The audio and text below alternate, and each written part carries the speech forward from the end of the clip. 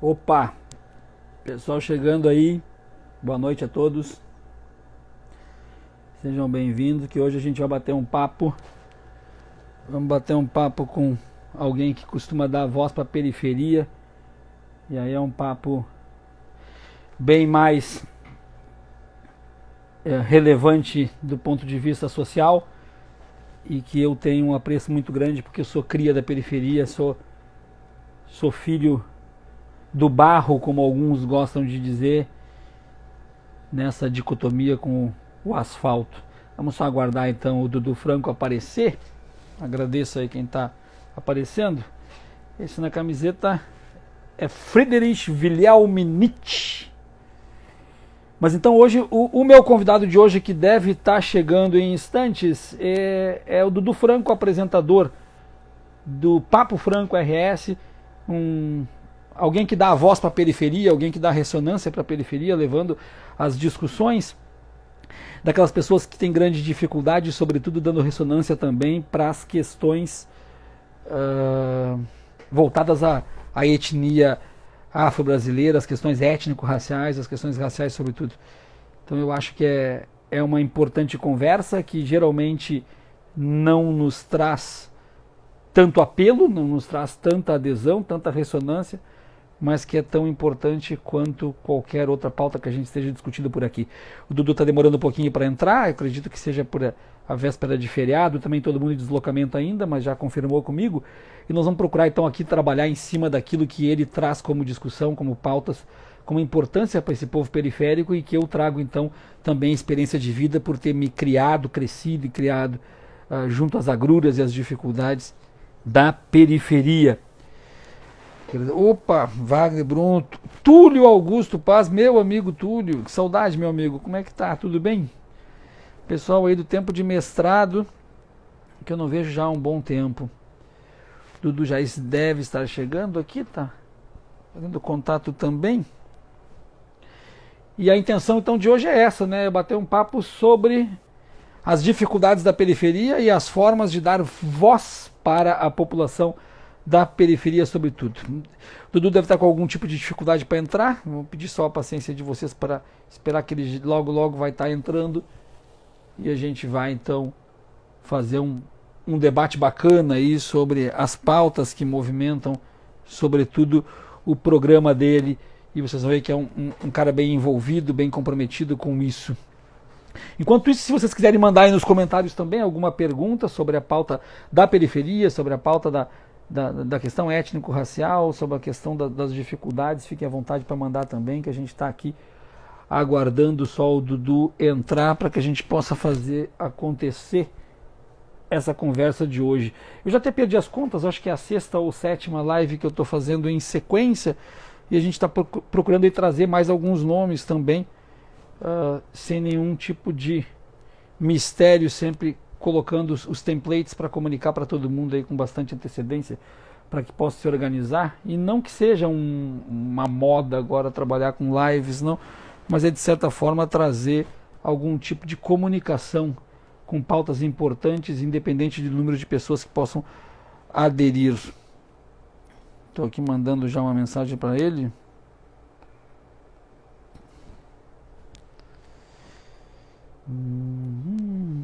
Me perguntaram ali quem é a camiseta que eu estou usando. É Nietzsche, né? Nietzsche, filósofo alemão. Ô, Horácio! Como é que tá, Horácio? Me diz onde é que tu anda morando, meu amigo. Por onde é que tu anda? Acho que deve fazer uns 25 anos que a gente não se enxerga. Mais ou menos isso. Acabei de entregar a tua idade também.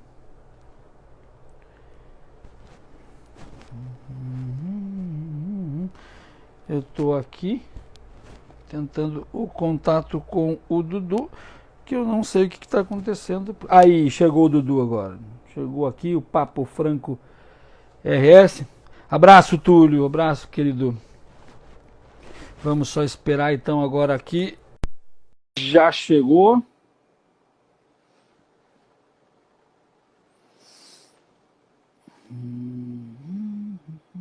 Tá entrando já aqui o Dudu, já aceitei ele na solicitação.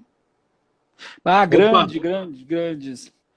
Não tô te vendo ainda, meu amigo. Tô aguardando aqui aparecer a imagem. Tu tá me escutando? tô te escutando e tô te vendo aqui também. Eu não tô te vendo, não tá aparecendo para mim. De Ué, que repente, estranho. de repente sai e entra de novo pra gente ver o que acontece. Tá bom, deixa eu ver aqui. Tá em Fortaleza, Horácio, mas que maravilha, cara. Que inveja de ti que mora em Fortaleza. Só pedi pro Dudu sair e entrar de novo, porque ele disse que estava me enxergando, mas eu não estava enxergando ele. Não sei se vocês estavam enxergando ele, mas eu não estava enxergando ele. Então eu pedi para ele sair e entrar de novo para a gente ver o que vai acontecer. Ô, professor Yuri, grande amigo. Uma galera boa que aparece aí. Galera boa que aparece mesmo. Ó, chegou de novo aqui o Dudu. Opa, Goiás. Opa, agora eu te enxergo. Opa, aí sim. Me Ah, ouvindo também? agora eu te enxergo, te escuto bem. Tu me escuta bem? Tô te escutando, perfeitamente. Bom, então tá, Dudu, primeiramente, satisfação, obrigado por atender o convite aí, uma grande satisfação te receber aqui mesmo. Eu acho que nós temos uma pauta em comum, embora com pertencimentos diferentes, com espaços de ocupação diferentes, mas uma pauta em comum, e temos também uma característica histórica semelhante por ocupação geográfica, né, por proveniência de onde que a gente vem, onde que cresce, onde se cria. Tu conhece bem o meu chão aí de Alvorada, Sim, terra querida onde me criei e onde saí daí só com 20 anos, 20 ou 21 anos mais ou menos, quando eu saí de Alvorada. E eu volto 2, 3 vezes por ano para minha periferia e eu não nego para ninguém, e quem me segue há um bom tempo sabe disso, que por mais que eu tenha buscado outros caminhos, até por questões profissionais, por questões de oportunidades, a minha raiz, o meu chão e aquele lugar que eu me sinto de fato em casa, e eu tenho certeza que tu entende o que eu estou falando, que a gente se sentir em sim. casa de fato, é a periferia de Porto Alegre, é em Alvorada, em casa em todos os sentidos, tanto do número de pessoas que a gente conhece e a forma que nós somos atendidos, como também no sentido de Porto Seguro. Alvorada é aquele lugar que, se eu tiver numa madrugada perdido, sem um centavo no bolso, eu sei que eu vou para lá e que lá eu vou ter um lugar para ficar, que lá eu vou ter pessoas que vão me receber e que lá eu vou ser bem atendido por todo mundo. Essa ligação que nós temos com a periferia é algo que nos conecta também. Porque quem nunca cresceu, quem nunca conviveu, quem nunca viveu de fato na periferia, não tem ideia do que é isso. Não tem noção do que é ter essa conexão. Quando a gente se cresce, e isso não é demérito para ninguém, é apenas uma característica.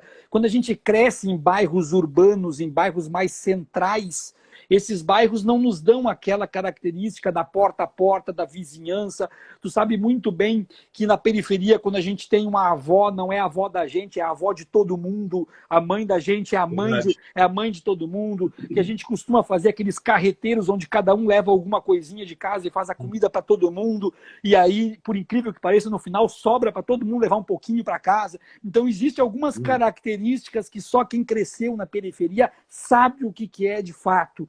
E eu cresci em Alvorada, me estabeleci em Alvorada, e dessa forma eu sempre tive esse apreço, esse carinho muito grande. E tu é um cara que dá voz à periferia no teu programa Papo Franco RS, que leva as questões e as dificuldades da periferia para esse teu programa. E eu quero que, antes de te passar a palavra, fazer um parênteses para lembrar um fato interessante que aconteceu com nós dois, agora há bem pouco tempo. Nós estivemos os dois no Rio de Janeiro, eu com a minha namorada, Ah, tu lá com a tua esposa, a gente ficou de se falar, não nos falamos, eu voltei, tu acho que voltou no dia seguinte ou no mesmo dia, não sei. voltei no Então, domingo. no domingo. Então a gente acabou não se falando, mas estávamos os dois Ah, no Rio de Janeiro. E o combinamos tudo, né? combinamos. E o interessante é que no Rio de Janeiro a situação já era de pandemia e aqui para nós ainda não era. Isso. Né? Lá já era um cuidado muito maior. Então nós temos também esse carinho pelo Rio de Janeiro, esse amor pelo Rio de Janeiro. A nossa única diferença é que tu é verde e rosa e eu sou azul e branco. Ah, verdade, verdade. É a nossa única diferença, mas o meu máximo respeito, amor e admiração à escola de Cartola. o máximo respeito à Grande Mangueira, mas eu sou a águia altaneira de Oswaldo Cruz e Madureira, e tu sabe disso também. Dudu, quero passar a voz para ti, quero que tu comece conversando, falando com o pessoal, explicando, ou com o pessoal, ou para mim, explicando como é o teu início até chegar a essa ânsia de dar voz às pessoas, de dar voz à periferia e de desenvolver esse teu trabalho, que eu quero que tu explique um pouquinho também. A palavra é tua. Primeiramente, agradecer pelo convite, né? Muito obrigado. Muito feliz por estar batendo esse papo contigo aí. Espero a gente bater outras vezes, né? Continuar batendo esses papos. Na verdade, começou essa ideia já de 2014 para cá. Eu acho que eu já tinha aquela coisa dentro de mim, mas antes eu não conseguia expressar, né? Como eu estou expressando hoje. E eu trabalhava numa empresa, né, trabalhava nas Forjas Taurus, trabalhei lá durante 10 anos, com idas e vindas, deu uns 10 anos. Então, e lá o pessoal tinha uma realidade totalmente diferente para falar sobre periferia. Mesmo morando na periferia, isso é uma coisa que me chama muita atenção. E até hoje me chama atenção, porque ali onde eu moro ali na Vila Santa Clara, na Vila Santa Clara, divisa com o bairro Americana ali, na Parada 46, e ali é um lugar bem periférico. Uhum. E eu notava que o pessoal da minha rua, que tinha um poder aquisitivo um pouco acima, eles não conheciam o que tinha a 100 metros deles. Uhum. A 100 metros deles, eles não sabiam a realidade dali. E aí, em vários debates da questão de política, que eu gosto muito de me envolver, eu notava assim, mas calma aí, mano, onde é que moram esses caras? Assim? Eles moram aqui no lado e estão com uma realidade totalmente que é só atravessar a esquina e ver aquilo ali, e eles estão vendo uma outra realidade que tá certo, que eles têm um poder aquisitivo um pouquinho melhor, mas não estão enxergando aquilo ali. E através do convívio com outras comunidades também, e trocas de ideia também com outras pessoas, foi me despertando isso aí. Foi despertando, daí eu fui indo, trocando ideia, aí foi entrando a militância também, a militância foi chegando em mim, que aí eu fui começando a me entender mais como ser negro, sabe? Que daí tem isso aí, e tivemos uma época na Alvorada que estava um índice de assassinatos muito forte, então ali pelos anos 2000, ali 2004, 2005, então, e aquilo ali na época que a Alvorada a gente não conseguia nem pegar nem emprego, a gente conseguia ter, onde a gente ia para largar um currículo, era complicado, eles não davam uma vaga para nós por ser da Alvorada. Então aquilo ali foi despertando diversas coisas e ao mesmo tempo com o incentivo de alguns professores dentro da escola, que eu sempre gostei de música, gostei de tocar, e com o incentivo de alguns professores fazendo que a gente tocasse, dançasse, fizesse alguma outra coisa, aí eu fui começando a entender, calma aí, não é só a Alvorada, não é só tiroteio, não é só isso, não é só aqui como estão dizendo. Aí eu comecei a ver e comecei a me engajar cada vez mais. Aí então, 2014, quando eu me desliguei da Taurus de vez, que foi um momento que eu precisava sair de lá, porque estava muito minado de coisas negativas, de pessoas com outros posicionamentos, e ali onde eu comecei a me entender mais como um negro periférico, aí eu comecei a me expressar na internet, principalmente no Facebook, e me expressar direto no pouquinho ali, que aí foi levando aos poucos, aí eu vi que a voz estava começando a chegar nas pessoas, mas não onde eu queria que chegasse. Eu queria que chegasse dentro da Alvorada, dentro da comunidade onde eu morava. Eu morei na Alvorada de 84 até 2014. E a minha voz não estava chegando lá. Hoje já está chegando através do programa, que aí depois, chegando no pessoal ali, que quando a minha fala começou a surtir efeitos e tal, aí surgiu a ideia de eu criar só um canal no YouTube, que é um canal que eu vou falar de história, falar algumas coisas, que é o Papo Franco. E aí dali em diante, com a amizade que eu tenho lá com o Celo DJ, com o pessoal da Rádio Reação, eu dei a ideia para eles, eu queria, além da militância de falar do povo negro, mas eu quero falar do povo da periferia também. Acho que a periferia está carente para poder ouvir coisas, ouvir pautas. Tem muitas pautas que eles estão carentes de ouvir, né? Aí surgiu a ideia de eu criar o Papo Franco também na rádio, de levar a voz também para a periferia e levar pessoas da periferia também na rádio para falar os seus conhecimentos, alguns assuntos que é abordado ali também para levar o pessoal da periferia, que tem muita gente dentro da periferia também, didática ou não didática, mas também que sabe falar a linguagem da periferia, que é uma das coisas que eu estou procurando abordar assim na rádio, é a linguagem da periferia, né? A gente poder dizer assim, tipo, olha, pessoal, não vão sair para a rua aí nesse coronavírus que vai dar ladaia. É uma coisa que, Sim, sabe, sim, sim, sim. pegar e poder falar essa Sim. linguagem. Deixa eu fazer um parênteses para ti, então. Tu coloca algumas questões que eu acho bem importantes da gente abordar um pouco mais aqui. A primeira delas, tu falou 3 vezes que eu percebi aqui. Tu disse 3 vezes a frase, quando eu me percebi negro, quando eu me entendi negro, quando eu me entendi negro periférico. Eu acho que essa frase é uma frase muito importante para tu explicar um pouco mais o que vem a ser entender-se negro, porque primeiro, quem não é negro não vai realmente entender isso, pode achar que tem uma percepção, e a própria pessoa negra pode parar e pensar, tá, mas não basta ser negro para entender-se negro. Nós sabemos que tem uma diferença entre ser negro e entender-se negro, e eu queria que tu explicasse um pouco a partir da tua experiência. E a segunda questão que eu quero emendar já, é tu agora no final, tu colocou uma questão muito importante, que tu disse que é usar a linguagem periférica. Eu participei de alguns programas de uma rádio comunitária lá em Alvorada, até que o programa foi extinto.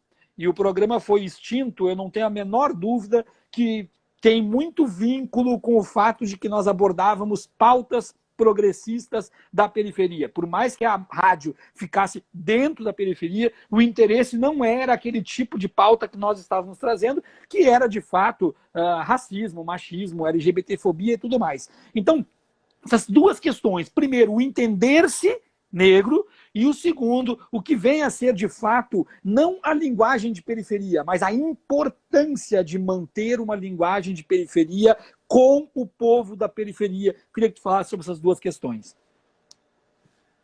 A questão ali, desculpa, acho que tocou a campainha aqui, qual foi a primeira pergunta mesmo? Desculpa. O entender-se negro.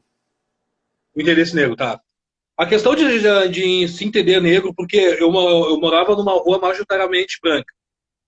Então, e ali eu cresci, desde pequeno eu cresci que o samba é de bandido, que a roupa que eu vou usar é uma roupa que não é adequada para usar.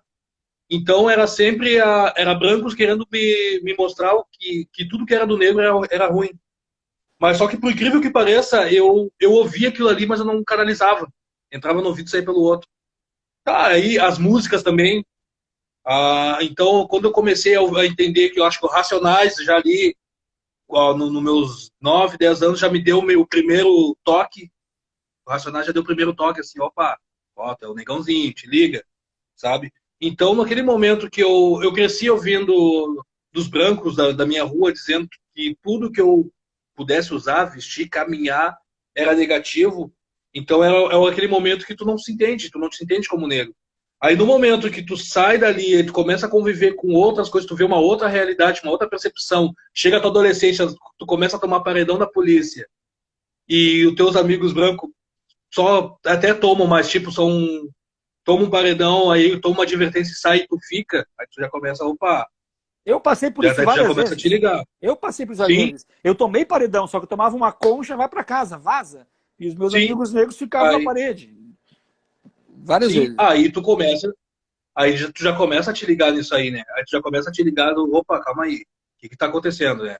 E tu vai ouvindo as músicas, aí tu já vai entrando na adolescência, tu já vai começando a te ligar. Aí chega um momento que dá o start. Aí esse start era também, quando eu comecei a trabalhar numa empresa que era majoritariamente branco, e eram as mesmas ideias que eles tinham de dizer que, não, eu sou um bandista, não, mas Pedro Demônio. Mas eu gosto de samba, não, mas isso aí é coisa de bandido. Aí eu já usava uns dreads mais comprido ainda, mas isso aí é cabelo de marginal. Eu, como assim? Como assim? Aí eu comecei a conhecer também, a cada 100 pessoas tinha uma e duas que diziam, não, não é assim, aí me mostravam um outro caminho. Aí tu vai pesquisar, tu começa a te interessar. Aí é o momento que tu vai se entendendo, né? Opa, calma aí, eu não tô errado. Aí chegou essa fase da minha transição que eu falei assim, não, calma aí, meu cabelo não é feio, o som que eu escuto não é de bandido, sabe? Aí é o momento da transição que tu começa a se entender e se impor, né? Aí que também é o problema, que aí tu começa a te impor, aí tu começa a criar inimigos, né? Começa a criar desafetos, começa a criar um monte de coisa, que aí foi o momento que causou até a minha demissão, né? Mas aí eu já estava mais Claro. sair, né? E a linguagem da periferia? A importância de falar para a periferia? A importância eu estava notando já há um bom tempo que eu estava assistindo alguns debates políticos e até alguns candidatos, que quando eles entram na periferia, eles vêm com aquela linguagem acadêmica, né? De falar tudo certinho e tal. E tu vê que às vezes eu notava, eu ficava observando na volta, assim, o pessoal não estava entendendo nada. Nada daquilo. E aí, quando um e outro perguntavam, eu falava da forma assim, meu, eu sei que tá dizendo, olha, se tu, como eu falei antes, ó, se tu continuar andando na rua, vai dar ladaia. É isso que vai acontecer. Vai, tá, porque tá falando muito, assim. E a periferia, ela não gosta de ouvir muito o português correto, né, para falar a verdade. Assim, o português correto que eu digo, de usar a forma acadêmica de falar. Eu acho que é isso que, às vezes, muitos candidatos pecam quando vão na periferia, querem falar muito, muito bonito, tudo dentro certinho, e não O usar uma próprio, gíria para mal do chuva. o próprio Marcito, é Marcito? Acho que é Marcito Respeita a Isso, Vila. Marcito. Uhum. Ele tem uns vídeos onde ele traz a questão da forma de falar periférica, a forma de conversar, onde ele traz aquilo ali com muita propriedade. Mas tu entende, olha só, por que eu trouxe essa provocação para ti? Porque tu entende que tanto a questão de entender-se negro, que daí tu trouxe a questão do cabelo, da música e tudo mais, e a questão da linguagem da periferia, a gente está pegando um único ponto criminalizado e estereotipado pelo racista, que é a estética do negro. Tanto na linguagem, quanto no visual, quanto no costume, a estética negra sendo criminalizada e demonizada desde sempre. Não vamos ser hipócritas, desde sempre. É o cabelo que não pode, é a roupa que não pode, é o jeito que fala que não pode. Às vezes as pessoas colocam assim, porque eu falo isso abertamente, porque eu falo também em sala de aula, eu falo por onde eu ando. As pessoas dizem assim, mas eu acho que exageraram, agora tudo é racismo e coisa. Essa pessoa não para pensar quando ela diz isso, que a estética do negro é estereotipada por ela mesma. Por ela mesma, porque ninguém é obrigado a achar uma pessoa bonita. Tu não pode demonizar aquele padrão estético, dizer aquela música é de bandido, aquele linguajar é de bandido, aquela roupa é de bandido, aquela religião é do demônio, onde tu cria todo esse vínculo e acaba tirando inclusive a possibilidade de libertação desse jovem que está lá embaixo. E aí eu te falo isso porque eu falei tanto na live com o Alê Santos, quanto na live com o Marcelo Carvalho, eu falei a mesma coisa, que é a questão, eu como cresci na periferia, e eu enquanto jovem branco, eu cresci na periferia, com uma questão que depois de muito tempo eu comecei a perceber que tudo aquilo que era mal visto em mim, era na verdade porque era considerado coisa de preto. Por exemplo, eu era branco, sou branco, mas não estava me vestindo como branco. Eu sou pagodeiro, e tu sabe, sou sambista, e tu sabe, não tô... Então, chegou um ponto que o meu pai, que era um racista dos quatro costados, chegou um ponto que meu pai dizia assim, chegou o meu preto, e falava de forma pejorativa, chegou o meu preto. E aí tu vê a questão interessante, e eu vou terminar aqui e passo para ti de novo. Tu vê a questão interessante. O que acontecia? O meu pai me discriminava porque entendia que eu estava adotando uma estética de preto, até porque eu trancei meus cabelos e coloquei miçanga nas pontas. Eu tive cabelo um dia, né? Então, miçanga nas pontas.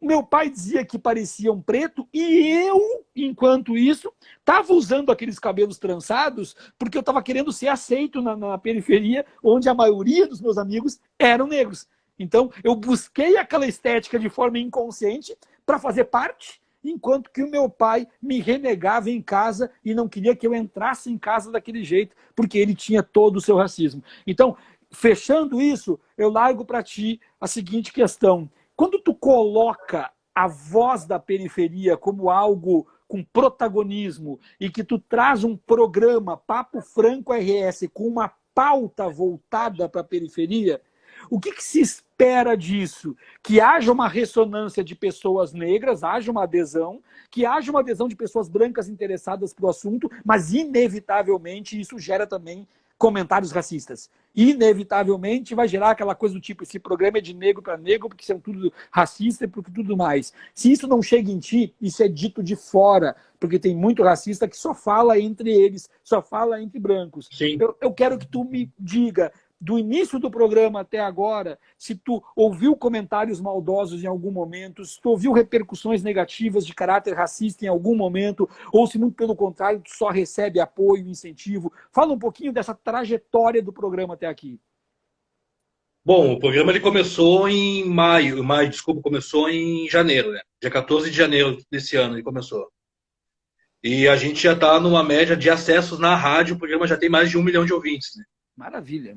E tem lá o Celo, ele tem lá um negócio que mede lá e tal, então ele já falou para mim, ó, meu, já atingiu a marca aí, tem programas que vai a 50 mil, 100 mil ouvintes, dependendo do dia.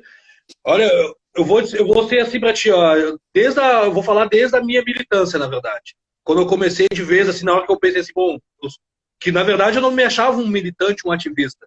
Depois que o pessoal começou a dizer, não, negão, tu é um militante, tu é um líder, tu é um cara que te posiciona, assim, sentado. E não caiu minha ficha. Na verdade, a minha ficha foi cair no momento que agora tu falou de Davos, a periferia, no momento que tinha um buraco na frente da casa dos meus pais, que fazia 15 dias que a prefeitura tinha aberto o buraco e não tinha ido lá.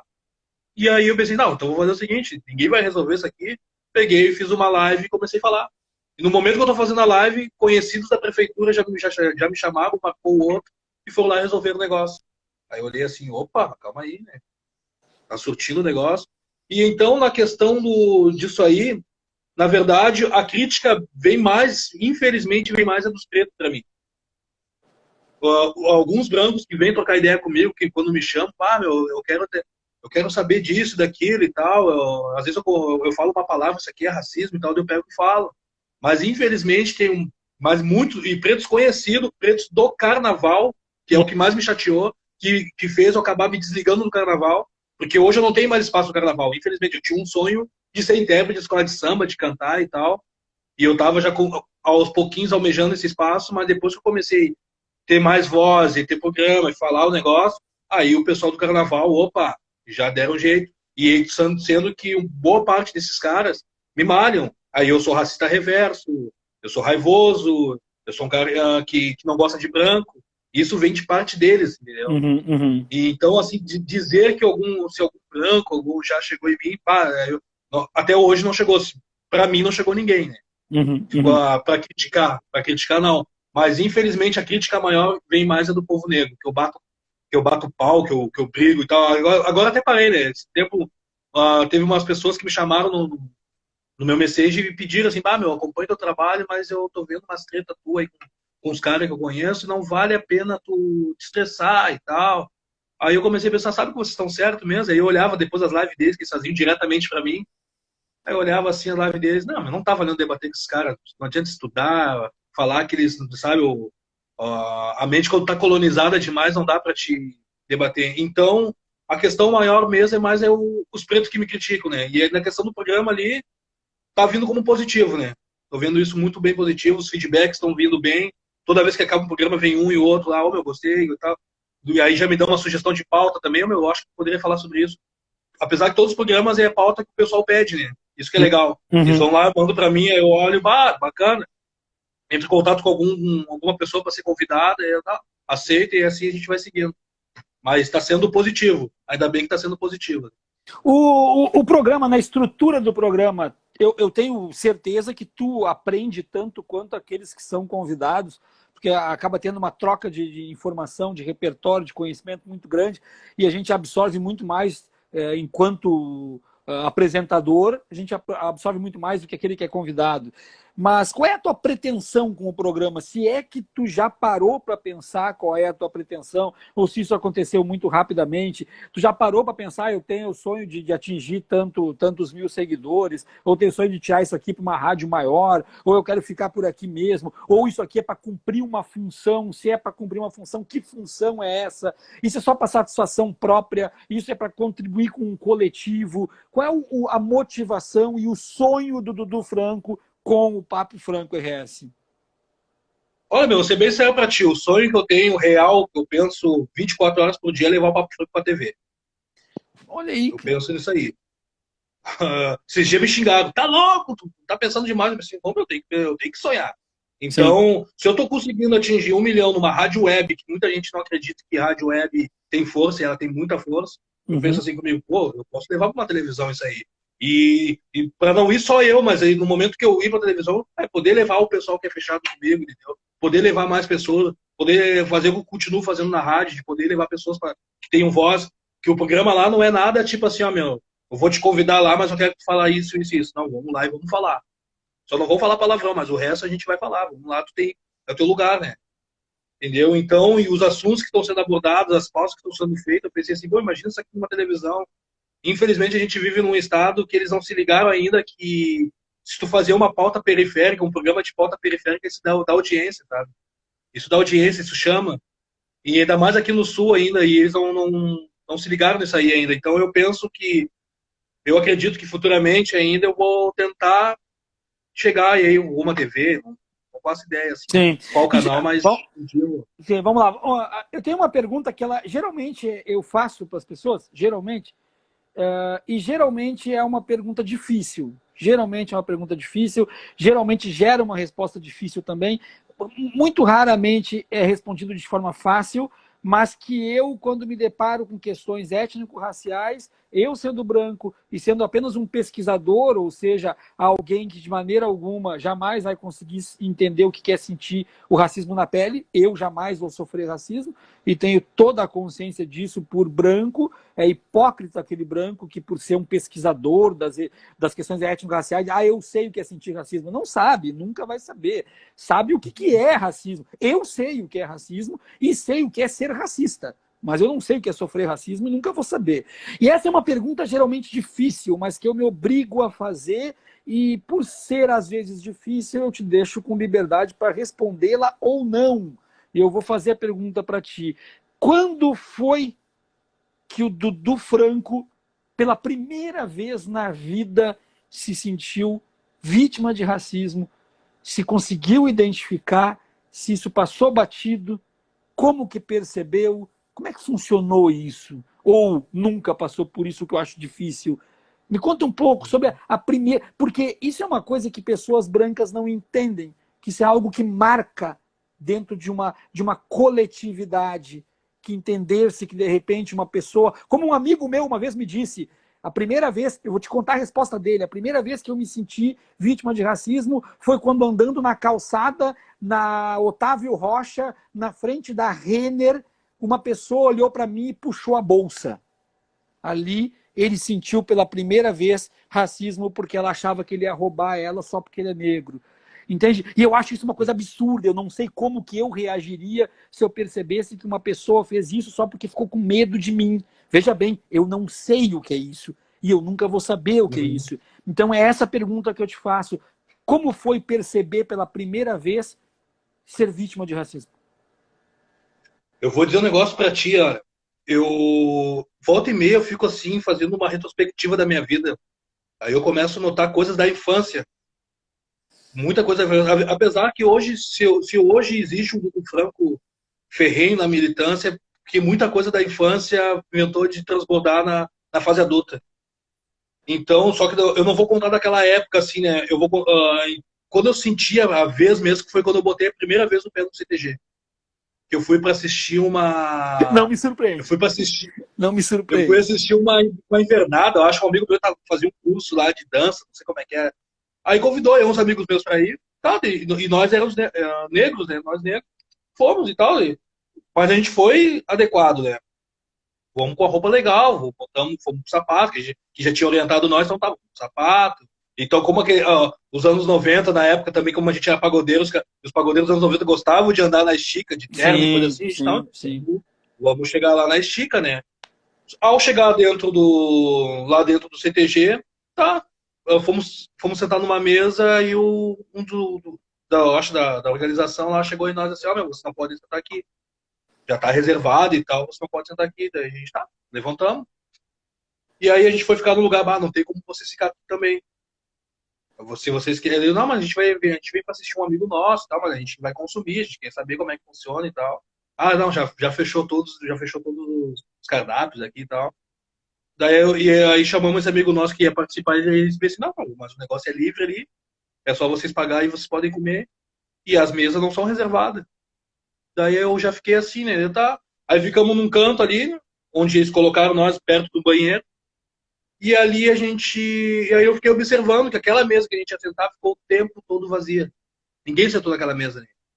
Ninguém sentou. Aí eu fui questionar depois, por que a gente não podia sentar nessa mesa aqui? Aí já virou negócio. Ah, vocês querem confusão, né? Não quero confusão, só quero saber por que a gente não podia sentar naquela mesa ali. Aí já veio mais uns 4, 5 galdeira ali, meio pancheada, e eu pensei, mas sabe de uma coisa, eu vou embora. Ali eu senti. Ali foi a primeira vez assim que eu fiquei impactado, tanto que de lá até hoje eu tenho pavor dessa gente, né? Não, Tanto não é põe que meus pés assim. sim, bom, aí a gente, é mais uma conexão que nós dois temos, né? Mas enfim, mas enfim, tá. Então aí fica claro que esse é um marco porque é algo que tu não esqueceu, que tu consegue contar com riqueza de Sim. detalhes, que isso te afetou de alguma forma, tá? E isso ajudou, isso que eu quero entender, porque a gente tem também, enquanto seres humanos, aquela capacidade de transformar o limão numa limonada, o que faz muitas vezes com que, por exemplo, eu consiga, nunca tendo sofrido racismo, mas eu tendo tido dificuldades na minha vida por ter sido da periferia, eu consigo construir alguma coisa na minha vida tendo como base aquelas dificuldades lá de trás. Então, eu te pergunto, aquele momento, ele está dentro do Franco até hoje, de alguma forma? Aquele momento está vivo em ti, de alguma forma, a ponto de que foi assim, aquilo criou um fogo interior, criou uma indignação, um poder de indignação e uma capacidade de mostrar, olha, vai ser diferente. Eu vi hoje no canal do Henri Bugalho ele usar uma frase maravilhosa. Ele disse, a minha vingança foi vencer. Achei uma frase maravilhosa. Então, eu pergunto isso para ti, de certa forma, onde tu está hoje, dando voz à periferia, colocando os problemas em pauta, colocando ressonância no microfone. Isso, de certa forma, é uma resposta interna para aqueles que te discriminaram lá atrás, ou isso desconectou de ti totalmente? Não, é uma resposta ainda que hoje eu faço terapia e eu tô levando para as terapias isso aí. Porque por mais que teve esse episódio do CTG, mas eu vou dizer para ti o que mais me afetou até hoje, que eu tenho a raiva, que eu boto a minha raiva para fora, foi a infância. Que daí depois que comecei a entender o porquê que, tipo assim, na minha infância, ali para a maioria dos meus vizinhos, eu ia ser um marginal. Na época eu não entendia porque conhecia o marginal. Aí depois eu comecei a entender o porquê, sabe por quê? Eu tenho um irmão, meu irmão do meio, ele é mais retinto do que eu, ele é mais estereotipado, ele tem a boca mais larga, o nariz mais largo, então, e o meu irmão era motivo de piada para esses vizinhos. Eles faziam questão de chamar o meu irmão para tirar onda. E meu irmão, só que meu irmão até hoje ele é um cara de boa, ele não liga para isso aí. Ele é de boa, se passar, mexer com ele, chamar a tela de macaco, ele vai rir junto contigo e segue a vida. Só que eu ficava louco com aquilo ali. E eu respondia a eles, mandava eles pra longe tudo e ficava bravo. E aí pra eles assim, tipo, Dudu não aceita porque o Dudu ele vai ser, que eu tinha um tio da pá virada na época, mas gente boa pra caramba. E eles, vai ser que nem o tio dele. Olha só como é que ele responde isso, aquilo, ele é que nem o tio dele, é igualzinho. Aí hoje eu começo a notar assim, não, eles gostavam do meu irmão porque o meu irmão aceitava de boa, ficava calado. E meu outro irmão mais velho também é mais ou menos nessa vibe também de achar, deixa falar e ficam de boa. Então aquilo ali com o tempo sabe, foi despertando a raiva. Aí foi combinando com isso, mas eu confesso pra ti que a raiva maior mesmo foi nessa época da infância, que daí, tipo, meus pais saíam para trabalhar, ou era uma piadinha e outra, alguma coisa e outra. E que tanto que hoje eles reconhecem, não sei se reconhecem o meu trabalho, mas eles sabem do meu trabalho, eles sabem do griteiro que eu faço, e viram aquele dia que eu fiz com o buraco lá que as coisas vieram. Tanto que até hoje, se eles veem meus irmãos, aí neguinho, mas quando me vê, e aí, Eduardo, tudo bom, Dudu? Sabe? Aí ali eu já noto, opa, mudou o negócio. Eu acho que a gente tem nesse aspecto sempre que delimitar as diferenças da cor, evidentemente, das agruras, das dificuldades que são enfrentadas a partir da constituição étnico-racial, mas nós temos algumas coisas que são semelhantes a partir apenas do momento periférico, né? Então, eu consigo me colocar, consigo me inserir num contexto por ter me criado na periferia, tenho as diferenças de facilidades ou de menos dificuldades, porque não chegam a ser facilidades de fato, mas menos dificuldades pela questão étnico-racial, porque eu tenho a consciência de que o que acontece, na verdade, na periferia é o critério de desempate. É isso que vai ocorrer sempre com muita frequência. Ou seja, eu, na periferia, tive dificuldades tremendas, imensas, tu teve tremendas, imensas, mas na hora que afunila para sair dali e ganhar oportunidades, o critério de desempate, infelizmente, ele esbarra na cor da pele. E isso vai colocar, às vezes, uma pessoa mais qualificada para trás em relação a menos qualificada, porque vai ter o estereótipo que não é, veja bem, vou falar da forma que deve ser dito de acordo com as colocações e definições da sociedade vigente, a pessoa que não tem cara de bandido. Simplesmente pela cor da pele define-se quem tem cara de bandido e quem não tem cara de bandido. Isso eu acredito que constitui também de uma forma social, de uma forma sociológica, algumas marcas, algumas impressões digitais que eu duvido, Dudu, tu pode me corrigir se eu estiver errado, mas que eu duvido que elas sejam apagadas com o passar do tempo. Eu volto a dizer, jamais saberei o que é sentir racismo, mas eu duvido que uma pessoa que sofre tanto com racismo consiga apagar aquilo da história dela. Eu duvido que isso não crie de fato marcas e que alguém é responsável por isso, ou uma outra etnia total é responsável por isso, ou uma classe é responsável por isso, mas alguém tem que ser culpabilizado por isso em algum momento, porque a gente está falando não só de herança histórica, como de questões comportamentais dentro da sociedade, que trazem para mim aí a questão que eu vou colocar para ti. O Dudu, enquanto alguém que exerce o poder da voz num programa que leva ressonância para uma população tão sofrida, o Dudu que tenha o interesse de triplicar, de multiplicar algumas pautas tão importantes.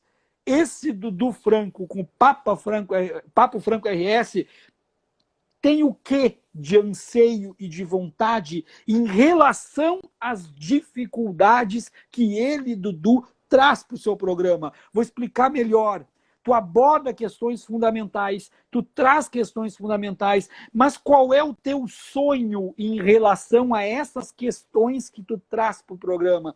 O que tu deseja para a pauta do racismo, para a pauta da solidão da mulher negra, para a pauta da periferia? O que tu gostaria de ver realizado e o que tu entende que pode ser realizado de fato como uma forma de equiparar, de equilibrar essa sociedade tão sofrida? Tu é um sonhador, não é um sonhador? Tu acha possível, não acha? É um utopista? Qual é o teu desejo diante das dificuldades que tu traz como pauta para o teu programa? O desejo que eu tenho de eu começar a levar agora um pouco no tete-a-tete para dentro das periferias. De eu fazer um programa tipo um ao vivo com plateia. Já estamos bolando alguma coisa sobre isso. E eu fazer um itinerante dentro das periferias e começar a ter a conversa.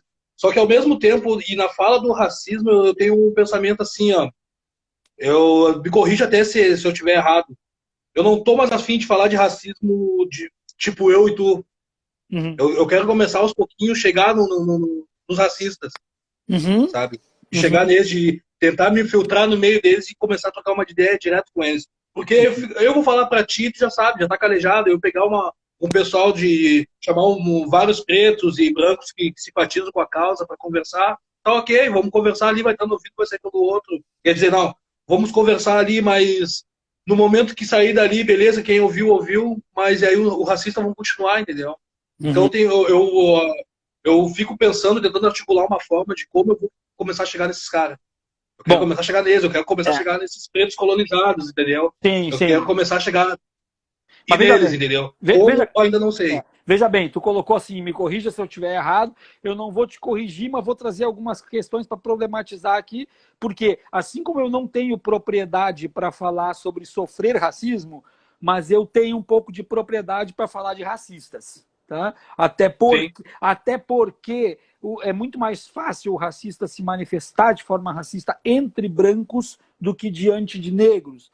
E aí eu hoje sou uma pessoa que pouco escuta manifestações racistas, porque como me conhecem e sabem a minha militância e sabem os meus estudos, não falam para mim. Eu sou aquele cara que quando eu chego no meio, o racista já paroca, se cutuca com o outro lá, vem ele e vamos mudar de assunto. Mas durante muito tempo eu escutei isso. Então, quando tu diz assim que tu quer discutir com o racista, primeiramente isso é fundamental. primeiramente, ponto. Tudo deve ser discutido e deve ser debatido. Mas num segundo momento, eu não quero te desmotivar, mas eu quero te dizer que existem eu quero te dizer que existem algumas situações que é o mesmo que discutir com uma porta. Tá? É o mesmo que discutir com uma parede. Porque o racismo, ele não é uma questão ideológica. O racismo não é uma questão de vontade, hoje eu acordei e vou ser racista. O racismo não é uma roupa que a pessoa veste. Ele está enraizado, ele está no âmago. Ele é uma reprodução que já vem de questões históricas, culturais e também de reprodução de educação doméstica. Então eu vou te dizer assim, ó, eu tenho 43 anos, faço 44 daqui a alguns meses, e eu fui racista até 21 ou 22 anos. Então, metade da minha vida, morando na periferia, metade da minha vida foi de ter pelo menos manifestações racistas. Se eu não era um racista podre, um racista absurdamente racista, mas eu era aquele cara que fazia piada racista e ria. Eu era aquele cara que dizia que não gosto de mulher preta, mas não tenho nada contra. Entende? Então eu era um cara racista. E por quê? Porque eu reproduzi a educação que eu recebi do meu pai. Então eu não tinha culpa porque eu saí de dentro de casa numa forma, eu fui formatado a partir daquilo. Quando eu caí na faculdade é que eu comecei a ter problematizações, discussões, que eu comecei a ver, meu Deus, mas que absurdo isso que eu sinto, que absurdo isso que está em mim, e isso eu tenho que tirar de alguma forma. E foi um processo que demorou tempo, um processo de desconstrução para reconstrução de outra realidade. Então eu acho fundamental, sim, propor o discurso, mas eu vou te dar uma dica, porque já fiz isso várias vezes. Esse tipo de discussão, ela pode ser feita, deve ser feita e pode ser proposta, mas ela tem que ser em ambiente público com plateia. Tá? Ela tem que ser, ela tem que ser. O tete-a-tete não vai funcionar. Tá? Porque o tete-a-tete, se ele é fraco e tu é forte, ele vai dizer que ele não é, vai virar as costas, vai esconder e vai ficar com medo. Se ele é mais forte do que tu, ele vai querer ir para apelação física, porque é só o que ele sabe fazer e não vai funcionar de jeito nenhum. Tem que ser com plateia, tem que ser com público, tem que ser espaço público para propor um debate de fato e criar mecanismos que possam constranger a pessoa racista, para que ele entenda de forma pública que ele falou alguma besteira muito grande e a partir disso a gente possa desconstruir alguma coisa na sociedade. Mas fora isso, acho que não tem muita alternativa não. Eu acredito muito na educação dos mais jovens, para que eles cresçam já de uma forma desconstruída em relação a isso e a gente possa ter uma base diacrônica da sociedade um pouco melhor dessa que a gente tem aí. Mas vamos para mais uma pergunta, que nosso tempo já está se indo, e aí a pergunta que eu te faço é a seguinte, até porque nós somos os dois da periferia, e aí eu te pergunto, a música, o pagode, o samba, o rap, ao mesmo tempo que essa música é estereotipada, ao mesmo tempo que essa música é colocada como coisa de preto ou coisa de bandido, essa música liberta também. Essa música tira das drogas, essa música tira da criminalidade. Eu quero que tu conte um pouquinho para nós a tua relação com a música. Conta aí para nós. Eu cresci uma rapaziada, hoje muitos deles são músicos, tocando no sertanejo, uns tocando samba, outros tocando... E a gente gostava de vários gêneros musicais. O engraçado é que eu vim de uma vertente com eles que a gente não ficava só ouvindo samba. Por mais que a gente tocava, nem era samba que a gente tocava na época. A gente tocava o swing mesmo, que aqui no Sul, nos anos 90, aqui no Sul, até o início dos anos 2000, era o swing gaúcho mesmo, né? Aquele swing de Bedeu, Leleco Telles, aquelas coisas todas. Então a gente bebeu muito dessa fonte e ao mesmo tempo, a gente aprendia a escutar outras coisas também. E ali que eu comecei a ver o barato que a gente tinha, eu e os guri, na época ali, a gente tinha uma outra forma de pensar e uma outra forma de se posicionar. Entendeu? A gente tinha uma outra forma. E eu sempre digo, o Racionais, ele tem uma influência muito grande na minha vida, né? Porque quando deu aquele estouro do Sobrevivendo no Inferno, que todo mundo já dizia que é coisa, mas isso aqui é coisa de bandido, que isso aqui tá dizendo isso, tá dizendo aquilo. Mas não tá dizendo isso. Olha, escuta que ele tá falando que não é isso. Tá na Rolling Stones como um dos 100 maiores discos da história do Brasil. Sobrevivendo no Inferno. É uma coisa que tu vai olhar, eles vão falar do crime do início ao fim, mas tu vai ver que lá no final da música ele não compensa. A maioria das músicas tu vai ver isso aí. Se tu prestar bem atenção, e eu me lembro que eu tinha um primo meu que a gente sentava na frente do rádio, a gente ficava sentando com 14, 15 anos e tipo, vamos prestar atenção no que ele tá falando. E ali a gente ficava assim ouvindo. Pô, olha só, tu viu? Não só ele, mas o Naldinho, outros caras do rap. O rap ele tem uma base no meu modo de pensar hoje muito forte, assim, né? Como o samba também. E o samba, mais na questão do Negritude Júnior, eu me espelhava muito que eles tinham muito aquela coisa. Acho que era a única banda dos anos 90 que tinha aquela coisa periférica mesmo, de falar do negro também. Sobretudo das relações afetivas do negro, né? O Negritude Júnior bateu muito na princesa e no plebeu, bateu muito isso. Muito nessa situação. Então ele tinha isso aí, e isso aí trouxe o rap de um lado com a problematização política e o pagode do outro com a relação amorosa, com a relação afetiva. Né? E ao mesmo tempo, aí, ouvindo isso aí, eu comecei a me bandear também a ouvir o pessoal da MPB da antiga. Elis, Belchior, Gonzaguinha, sabe? Aí para começar a entender, aí entra aquela coisa que daí tu começa a entender o que foi a ditadura, o que foi, sabe? Os anos naquela época, tu começa a perceber assim, aí tu vai formando.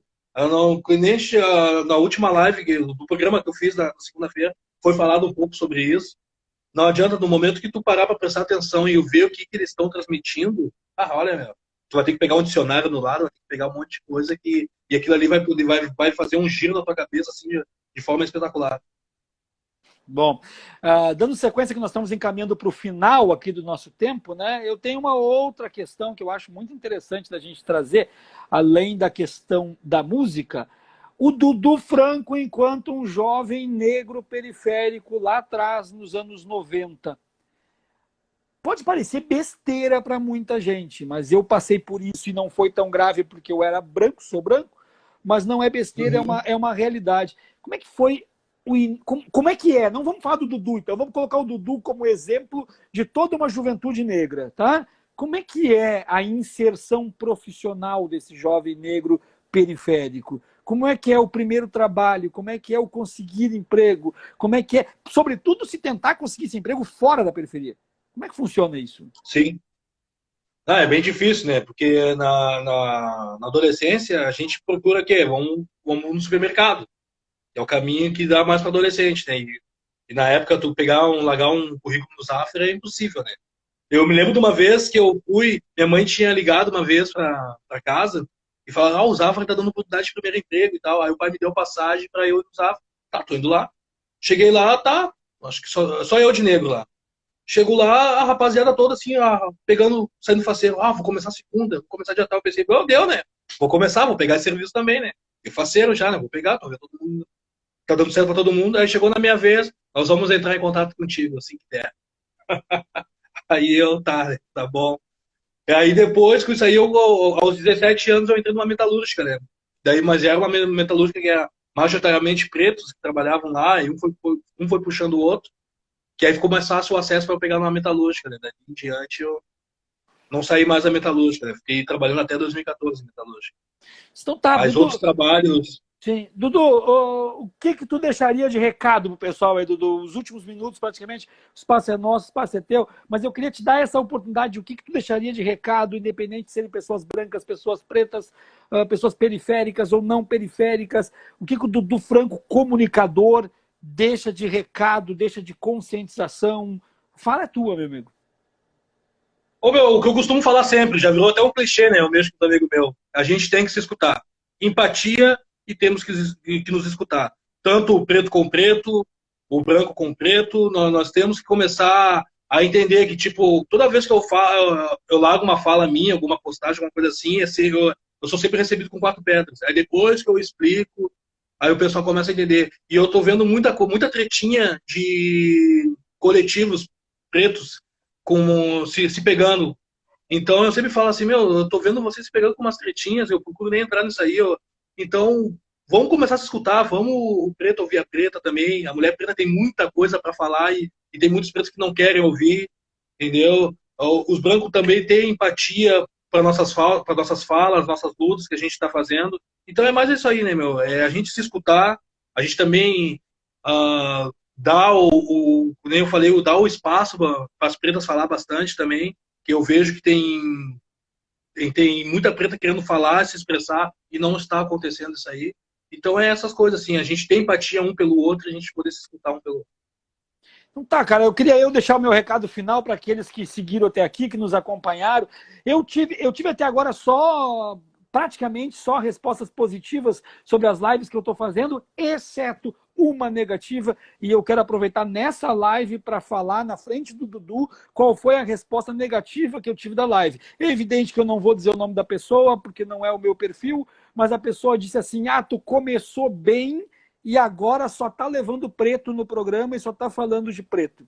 Olha, a pessoa que falou isso, ela efetivamente ou evidentemente não conhece a minha história, não conhece a minha pesquisa, não conhece os meus interesses, não conhece a minha luta, e ela se revelou aquilo que eu sei o que é e que vão dizer que é mimimi, mas não é mimimi. Isso tem nome, é racismo, ponto final. Então, não, as lives não vão ser só sobre gente preta, não vão ser só sobre questão étnico-racial, mas sempre que puderem ser, serão. Sempre que puderem ser, serão. Porque é a oportunidade de a gente discutir aquilo que deve ser discutido. E para esse tipo de gente é muito simples, é muito fácil. Se não se agrada, se não gosta, por que veio assistir a live? Só não assistir. Vai estar no meu canal do YouTube essa live também, desde que o Dudu me autorize, até agora os outros autorizaram. Claro. Vai estar no meu canal do YouTube. Claro. Eu agradeço o Dudu por estar aqui, agradeço vocês estarem aqui e sempre levando aquele recado de conscientização. Nós não vamos inverter a sociedade, nós não vamos remodelar nosso status quo, nós não vamos atacar o poder vigente e constituído se não for a partir e através da discussão de quem está embaixo na pirâmide, da discussão do periférico, trazendo isso como uma forma de robustecimento, de fortalecimento de uma sociedade com tanta ferida, perdão, com tanta ferida, com tanta mácula, com tanta dor, e que tem gente no auge do seu conforto que apenas olha esse tipo de dor e tem a capacidade de dizer, mas é só lutar, é só correr atrás que consegue, isso é mimimi, isso é aquilo. Não é só lutar atrás que consegue, não. Eu fui trabalhar na minha vida várias vezes sem ter tomado um banho quente, sem ter comido absolutamente nada. Eu sempre digo para os meus seguidores que eu tive o privilégio de ser branco para conseguir algumas oportunidades, porque esse foi o único privilégio que eu tive, porque eu tive todas as outras dificuldades de quem cresce na periferia. Dudu, teu trabalho é maravilhoso. Teu trabalho é fantástico. Obrigado. Tu é um cara que precisa cada vez mais de espaços e precisa cada vez mais continuar fazendo esse teu trabalho, essa tua luta de levar a pauta do povo negro para além do próprio povo negro, para a internet, para a ressonância, para criar discussão, para colocar pulga atrás da orelha das pessoas, para fazer com que o racista se identifique e tenha pelo menos vergonha de ser racista. Esse teu trabalho é fantástico e eu só te desejo sucesso, persistência, coragem para continuar fazendo. Eu passo agora para ti o último minuto para tu se despedir do pessoal. Quem puder seguir Papo Franco RS no YouTube, Instagram, Facebook, na página no Facebook e no Twitter, agradeço lá para ajudar a fortalecer, a gente poder continuar mandando mais e mais vídeos e material aí, esse recado aí. E te agradecer também pelo espaço, depois... Vai ter a dobradinha, tô lá no Papo Franco, né? Vou lá no Papo Franco com toda honra, todo orgulho, eu vou lá. Então tá, gente, sigam também Prof. Viaro no Twitter, Prof. Viaro no Instagram, Prof. Viaro no Facebook. A gente está sempre aí tentando discutir, problematizar, e vocês são muito importantes enquanto um veículo que possa compartilhar tudo isso e aumentar essa ressonância. Dudu, aquele abraço, gente, muito obrigado, tchau, tchau. Obrigadão. Tchau, tchau.